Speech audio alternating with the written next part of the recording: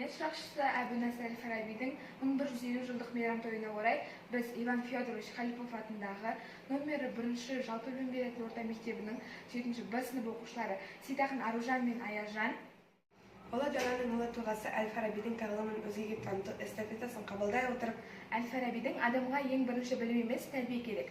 Тәрбиесіз берілген білім адамзаттың қашсауы. Ол келешекте оның өміріне зиян әкеледі деген сөздермен жалғастырамыз.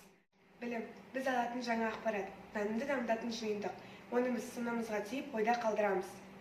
Ал тәрбие біздің жан дүниемізге әсер етіп қана қоймай, жағымды тұлға болып қалыптасуымызға да септігі зор. Себебі біз тәрбиені күнделікті өмірде үздіксіз алып отырамыз. Себебі бізді қоршаған орта, қоғам, отбасымыз бар.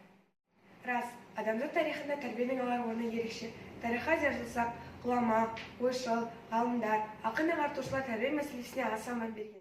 Себебі әл-Фараби бабамыздың өзі елдің болашағын сол елдің жастарына қарап болжаған. Біз еліміздің бақытты балаларымыз, білім және тәрбие нәрімен сусындап келе жатқан сыныптастарымызға эстафета сыйын ұсынамыз.